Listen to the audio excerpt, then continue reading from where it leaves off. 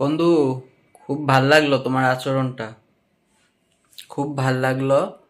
যখন বাইরে তোমার সাথে দেখা হলো, আমি নিজে তোমাকে বললাম যে আমার একটা পেজ আছে, রিচ কিলার নাম, একটু ফলো করে দাও। আমাকে দেখানোর জন্য মোবাইলটা বের করলা, সার্চও দিলা, ফলো বাটনে হাত দিতে তোমার হাত কাঁপছিল। আমি নিজে ফলো করে দিলাম, ইউটিউবটা সাবস্ক্রাইব করে দিলাম। রিচ কিলার যে ইউটিউবটা আছে আমার, ইউটিউবটা সাবস্ক্রাইবও করে দিলাম।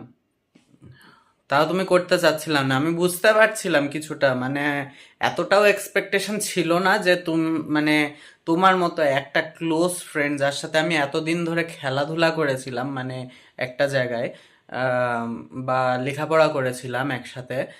যাই হোক, খুব ভালো লাগলো বিষয়টা। বাসায় এসে দেখছি, যখন তোমার আইডিটা খুঁজছি আমি ফলোয়িং লিস্টে, যে তোমাকে আমি ফলো করে দিব, তোমার সাথে আমি অ্যাড করব।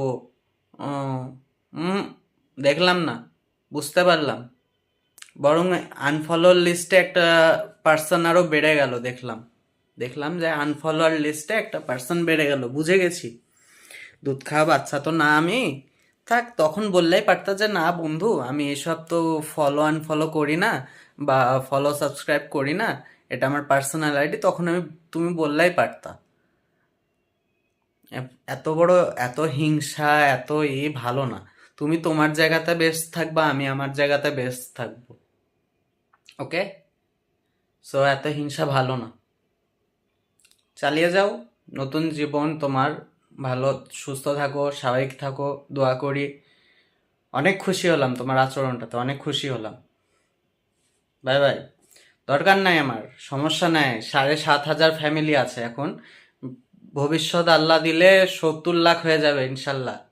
আল্লাহ করলে 70 লাখ হয়ে যাবে কোনো না কোনো সময় ইনশাল্লাহ। দরকার নাই ওই একটাতে, একটা চুলোপটি আমি ধরি না। যার আসার সে আমার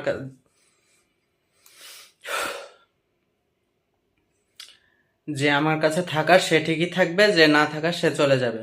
আমি এসবের পরোয়া করি না। বাই বাই, টাটা, খাদা হাফেজ। সামনে